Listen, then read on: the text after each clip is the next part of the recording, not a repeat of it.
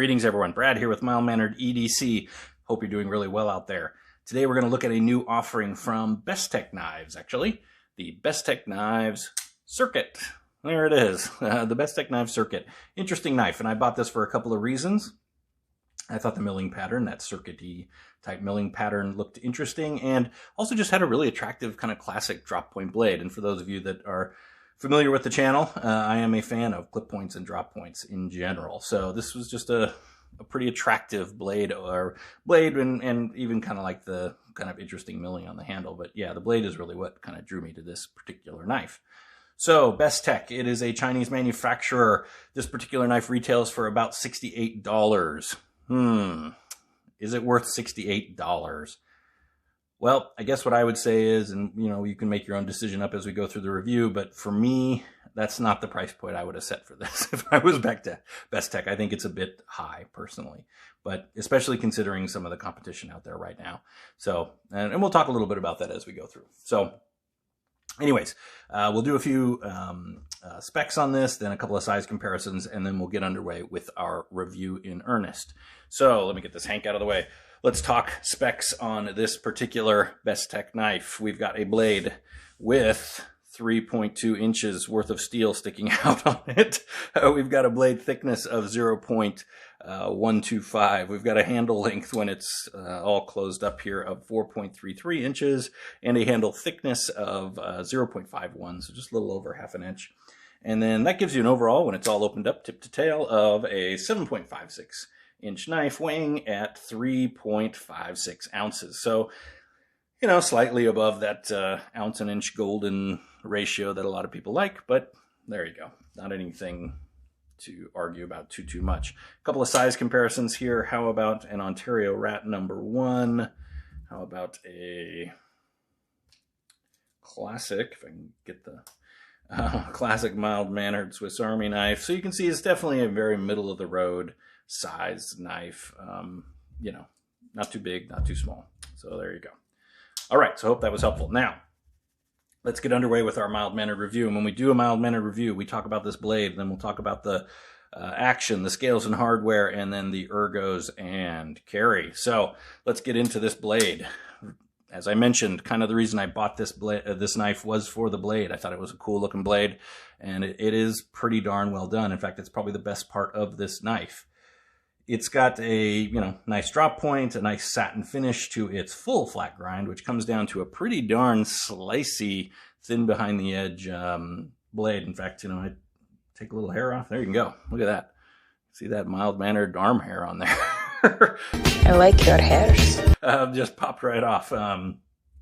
So yeah, it came very, very sharp. And, Bestech in general, I've found to do pretty darn good grinds. It's even on both sides, as I mentioned, thin behind the edge. And, the grind termination here, there's no smile or ski jump or anything like that. It's well ahead of the plunge line there. So yeah, just overall a really, really nicely ground and kind of put together blade. It does have a little bit of jimping on top here, and that's not just for show. That's pretty good, legit jimping for your thumb. It does have a bit of a chamfer here on the blade, so you don't have that sharp 90-degree angle or anything like that. I haven't mentioned the steel yet, and I will do so right now. Let me see if I can actually show you if the lighting will work for me. Well, there it is, kind of. K110. K110. What is K110? Well, K110 is D2. This is D2 steel, although K110 is the Bowler company's D2. So why they went with that, I have no idea. Maybe just to sound different or make it look a little different, but yeah, they went with D2 steel. They just happened to go with the Bowler variety of it. So maybe if you're not a fan of Chinese D2 for whatever reason, doesn't matter to me, but it might to you.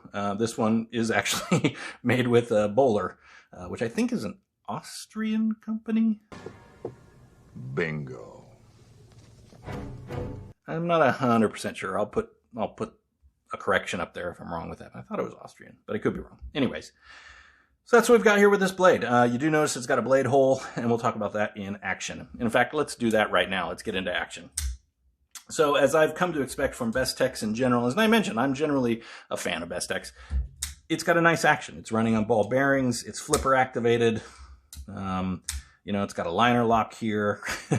It's just a standard flipper knife, liner lock flipper knife, and it does the job very, very well. In fact, you know, you can see it's even relatively fall shutty. Well, we'll talk about that there in a sec. But relatively fall shutty, as you know, ball bearing knives tend to be. So nothing wrong with the flipper action there. And in fact, it's, you know, no blade play, no blade rock, anything like that. Although I have had to tighten up the pivot a few times. I need to put some Loctite on it, but it does seem to have a tendency to kind of loosen up on me. I'm not sure why. In fact, you can see the B kind of, I don't know why it's kind of canted like that, but anyways. You know, lockup is 15-20%, something along those lines. So no issue there. And as I mentioned, no blade play or anything like that. Now, what this does seem to do a little bit, and you saw it right there, it needs some sort of a, you can see that, it needs a D10 ramp or something. I don't know if it's the liner, maybe it has a D10 ramp and the liner lock just isn't, something is just not quite, I mean, look at that. It's really pretty hard to overcome. It's not hard. It's not hard to overcome the D10, but it's just, more than often, I found it sort of bouncing back on me and opening back up instead of, oh, see, it just did it right there, instead of actually closing, which is a little bit annoying. And I don't know if that's because of the access to the lock bar is just not quite deep enough. And so you're just not getting enough purchase. I don't know what it is, but you definitely have to seem to be pretty deliberate to get the darn thing. See, yeah. So, I don't know. That's a little annoying. It annoys me. I was a little disappointed in it. And I frankly haven't had that happen to me on a Bestech knife yet. So there you go. A little weird. I'm not sure what's the reasoning for that, but it is what it is. So, all right. That's what we have with Action. You know, I'm sorry. One more thing. Before we go on, this is not big enough for, I mean, maybe if you have really tiny, skinny fingers, I don't think you'll be able to spidey flick this at all. If you really jam your thumb in there, you can do that. It is not comfortable. It is not intuitive. I'm not sure that that's the full intent of that. You can do it, but there you go. So, all right, that's what we've got with Action. Now, scales and hardware. Let's talk about scales and hardware for a second. So, you know, G10, milled, contoured. I went with this sort of bluish, slatish, grayish, whatever color. It's nice looking. It's a cool milling pattern. You know, I really do like these holes kind of going full through the G10 and lining up, you know, with the other holes on the other side, which is very, very nice. You do have nested liners in there, which have been skeletonized, obviously G10 backspacer and whatnot. But part of my gripe with the milling is not so much, and it just feels like a miss to me. And I think for a $70 knife, they should have done this. If they were going to do this hole pattern here, let me show you something. Sorry if I shine you in the eyes with this a little bit. You can see it shows up sorta, right? But the problem is the liner blocks it. So they've got these liners in there, and they are skeletonized, but they block some of the holes there. So it's not really this true sort of flow through on that. And I would have liked to have seen that, honestly. I think that would have been a cool effect if either they just fully skeletonized out the chunks of liner that were right there, or just done direct milling. I mean, I don't know how they could have done it, but probably a number of ways, just to make that fully see-through. And maybe that's just me. That may just be a nitpick on my end, but I think it's kind of annoying because you get sort of this partial, I don't know. It just kind of bugs me. It seems like it was some effort was put in and then not full effort. The other thing I'll say about this G10, and this surprised me, it is not very well chamfered.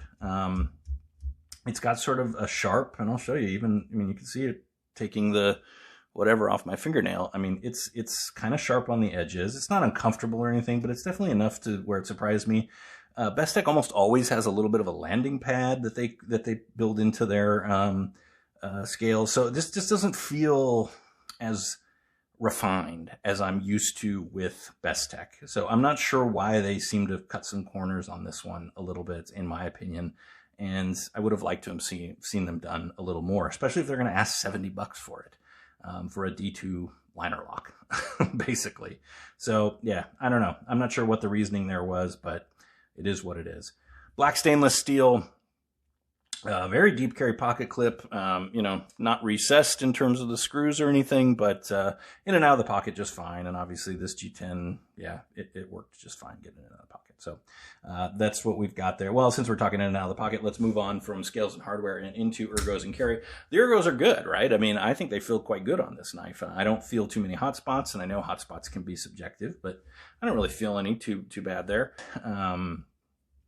It sits in there just fine. Little bit proud of the end scale. And I'm not sure that's always ideal for deep carry. It'd be nice if that was a little more flush, because I could see how this might give some people some hot spots. And it would have been nice to see some countersunk screws there. But again, whatever. But, at $70, this isn't a budget knife. So I guess I don't feel bad asking for some of those things when it is being done by other brands out there for, that price or less, frankly. So that's what we've got here with the Bestech Circuit. It's a bit of a mixed bag. It's not a bad knife, but it's not a great knife, honestly. It's not one that I'm going to be sticking around with in my collection, but that's sort of where I'm landing on this one. So I hope you found this review enjoyable. More importantly than anything, please stay safe out there. Be mild-mannered to one another, and all the best.